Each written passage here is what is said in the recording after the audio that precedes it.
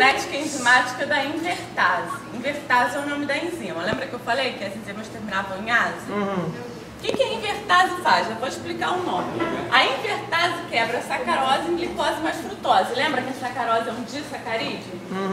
Justamente glicose e frutose. Então ela quebra e gera esses dois, tá?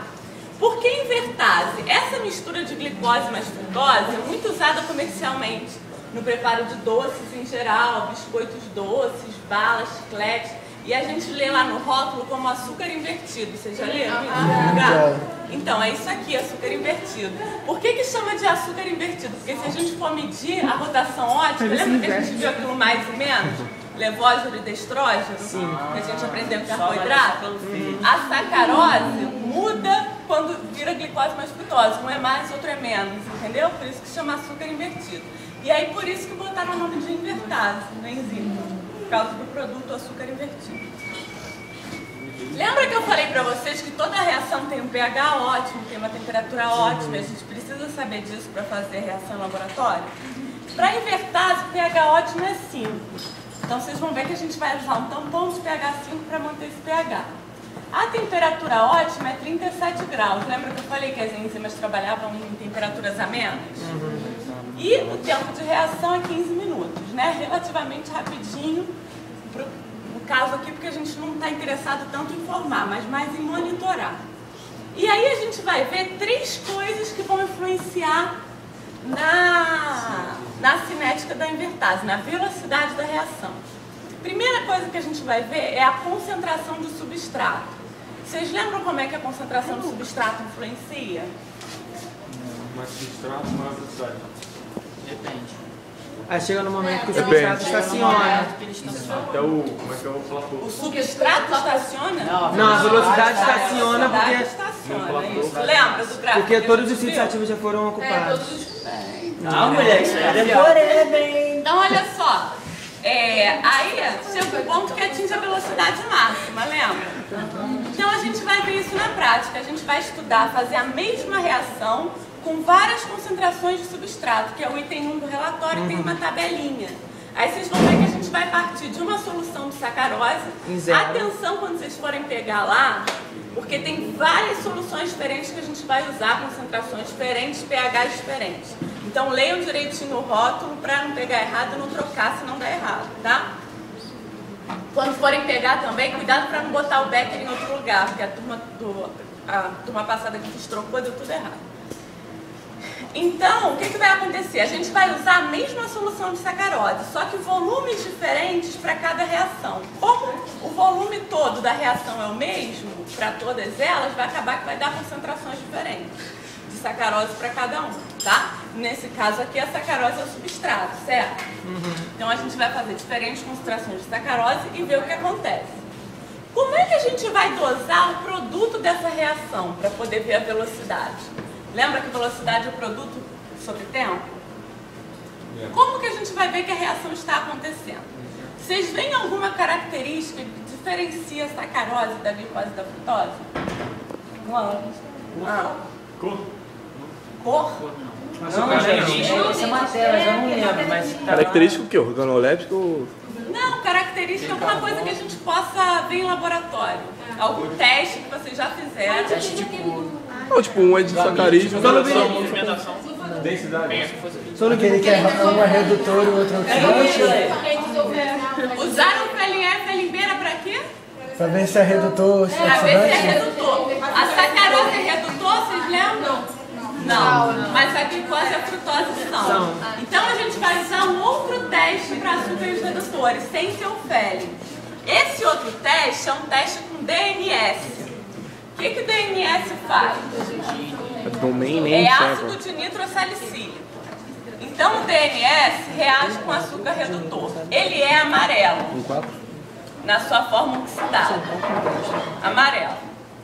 Aí quando ele reage com açúcar redutor, ele é reduzido e fica com uma coloração, amarelo não, ele é laranja, mas falando mais certinho. E aí quando ele é reduzido pelo açúcar redutor, ele fica assim castanho escuro. A intensidade da coloração vai depender da concentração de açúcar redutor. Quanto mais escuro, mais açúcar redutor tem, tá?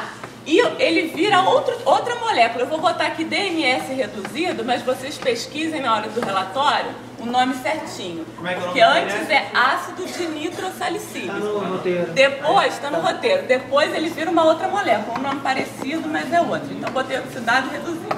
Castanho. Presta atenção isso aqui para vocês não errarem.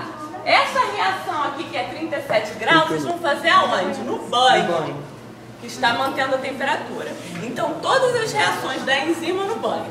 E essa reação aqui para o DNS? Para o DNS reagir com açúcar redutor. Essa reação aqui tem que ser em banho fervente. Por isso que eu mandei botar essas plaquinhas para cada um usar, porque cada um vai fazer na sua bancada. Placa de aquecimento. Cada um vai ver na sua bancada, botar um... Bota logo, depois que eu acabar aqui, Mas como é que um vão pouquinho dar? de Tipo, água. não são 7 tubos? Dá pra colocar os tubinhos ali mesmo. Em pé? Em pé, não cai não. Ele fica inclinadinho. Dentro de um becker, assim, ó. Ah, num bag. Professora, o DNS é para pesquisar a fórmula. Pesquisar o nome dele. Quando ele é reduzido, vê o nome. Aí, olha só. Banho fervente é 5 minutos. 5 minutos. Então, 5 minutos em banho fervente, depois vocês observam a cor. Aquele ali faz o quê? Deixa 15 minutos, depois 15 minutos. Depois pega para botar aqui. Isso mesmo. Entenderam então a diferença? Aquilo ali é a reação para identificar o açúcar redutor. Isso aqui é a reação para acontecer a quebra da sacarose, tá? E vocês vão ver aí que o ideal quando a gente vai fazer uma reação enzimática, antes de colocar a enzima no meio reacional, o que é legal a gente fazer? Colocar o meio reacional e a enzima nessa temperatura de trabalho. Isso chama aclimatação, porque aí a enzima está acostumando com a temperatura e quando for colocada no meio, o meio já vai estar na temperatura, então não vai ser um choque para ela. Como é que é? Aclimatação. Tá gravado.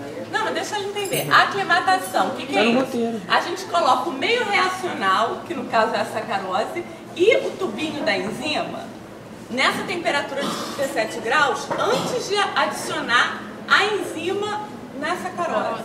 5 minutinhos, só para acostumar com aquela temperatura, tá? Tá explicando lá, aclimatação. Eu estou explicando o que Professora, por exemplo, aí a gente vai pegar a sacarose e vai colocar lá no roteiro está falando cada tipo de pegar vários tipos de quantidade, né? Isso. Aí são 7 tubos, aí eu vou colocar esses 7 tubos no banho Maria com 37. banho-maria. Aí depois que vai colocar esse DNS que vai para a placa? Depois dos 15 minutos. Ah, tá. Olha só, a enzima ela tá lá no banho nos tubos de plástico com tampinha azul, tá? Todas as enzimas vocês vão pegar de lá, porque ela tá lá descongelando. Então a enzima já está lá, não precisa botar em outro tubo para aclimatar. Vocês vão só preparar os tubos dos meios reacionais e botar lá para aclimatar antes de começar a reação. Cuidado com as quantidades, porque se não pegar certo vai dar errado, tá? O que vocês esperam? Vão ser 7 tubos. Vocês estão com o roteiro aí? Sim. Vocês vão ver que nessa primeira parte aqui, que vai ser a influência da concentração do substrato, a gente vai colocar o que no meio reacional? Tampão pH 5, tampão acetato e sacarose. Volumes variáveis dos dois, de forma que no total eu tenha 2 ml sempre, e concentrações diferentes de sacarose. Depois meio ml de enzima. Então todos os meios reacionais vão ficar com o mesmo volume, 2,5 ml, tá? Isso para a influência da concentração do substrato. Aí, lembra que eu falei para vocês ali que o DNS, a cor dele vai ser proporcional à quantidade de açúcar redutor? Daí que a gente vai poder quantificar, se quiser, essa questão da quantidade de glicose. Aí a gente pode considerar o açúcar redutor em glicose, só para simplificar. E aí tem a curva de calibração, que tem aí no roteiro. Na última parte. O que é a curva de calibração? Absorvância versus concentração de glicose. Para que serve? Sempre quando a gente quer dosar alguma coisa através de espectrofotometria, o espectrofotômetro ele vai ver a diferença dessas tonalidades e nos dá um número, ou seja, a absorvância. Esse número é a absorvância, que é o quanto aquela substância colorida está absorvendo de um determinado comprimento de onda, tá? Nesse caso aqui é 540 nanômetros. Como é que a gente escolhe esse comprimento de onda? É o comprimento de onda onde essa substância absorve mais, tá? Aí quando a gente lê lá, a gente vai achar um valor de absorvância. Mas como é que a gente vai converter esse valor para glicose? Por isso que tem que ter a curva de calibração. O que é a curva de calibração? Previamente, a pessoa prepara várias soluções com várias concentrações de glicose conhecidas e lê. Com isso, traça um gráfico. Então, ela vai ter uma equação da reta aqui com x e y. Y é igual a x mais b, né? Mais ou menos a equação da reta. Aí, y absorvância, x concentração de glicose, certo? Então, a partir da absorvância que ela leu aqui, o que ela faz? Coloca nessa equação da reta e acha a concentração de glicose. Entendeu? Repete. Repete aí. Repete aí. Ó, vocês vão ler ali com DNS colorido a absorvância, certo? Como é que vai passar essa absorvância para a concentração de glicose? Tem que ter feito uma curva de calibração. Já está pronta aí no relatório, no roteiro. Eu só estou explicando aqui como é que é feito isso. Prepara várias concentrações de glicose conhecidas, lê e vai ver a absorvância, tá? Aí, com os valores de absorvância que a gente leu ali, o que a gente faz? Coloca aqui no Y e acha o X, que é a concentração de glicose. Mas o que a gente quer para fazer esse gráfico aqui? Só a concentração de glicose? O que é velocidade? Concentração sobre o tempo. Então, vai ter que se fazer uma série de continhas, não só para passar aquela unidade ali que está em concentração para massa sobre tempo, e também levar em conta umas diluições que vão existir. Que diluição é essa? Vocês vão ver que quando acabar tudo, a reação aqui, tiver colocado o DNS e tudo, vocês vão adicionar 6,5 ml de água antes de ler no espectrofotômetro, para poder visualizar melhor a cor, entendeu? Então, quer dizer, vai ter que levar em conta diluições e tal. Aí tem um papelzinho depois com os cálculos que eu vou mandar para vocês. Não deve dar tempo de ler o de todo mundo. Então, talvez eu leia de um grupo e aí todo mundo faz as contas com o mesmo cálculo, tá? Com o mesmo valor de absorvância. Qual é o objetivo? Construir esse gráfico aqui e, a partir do gráfico, ver a velocidade máxima e o KM. Lembram o KM?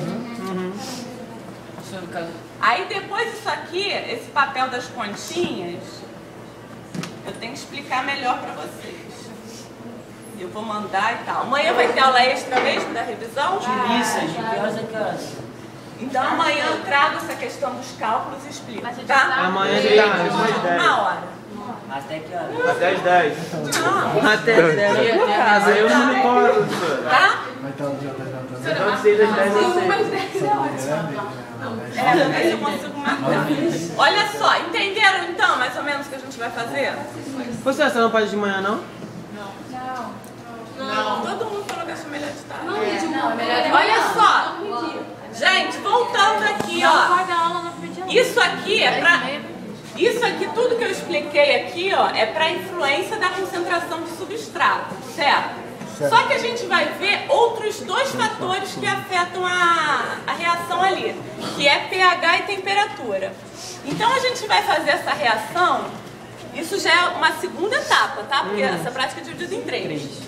Segunda etapa, a gente vai fazer a reação em 3 pHs diferentes. 3,6, 5 e 8. Usando tampões. Atenção que nesse caso aqui, a gente vai colocar separado tampão pH 5 e solução de sacarose, separadamente. No mesmo tubinho, mas vai pegar de reagentes diferentes, de frascos diferentes. Nesse caso aqui, vocês vão usar uma solução de sacarose diferente, concentração diferente, prestem atenção. E a solução de sacarose que vocês vão usar para pH e temperatura já foi feita em tampão. Em vez de você diluir a sacarose em água, foi diluída em tampão. Então, nesse caso aqui, não precisa pegar sacarose separada de tampão. Pega só sacarose em tampão. E aí está escrito lá, sacarose em tampão pH 3,6. Sacarose em tampão 5. Sacarose em tampão 8. Tá? Já foram feitos já sacarose com 3,6. Tá?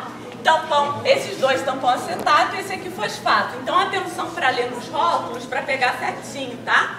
Porque essa sacarose daqui é 0,2 mol por litro. Essa aqui é 25 milimol. Então é diferente, senão vai dar errado. Tá? 25 milimol por litro.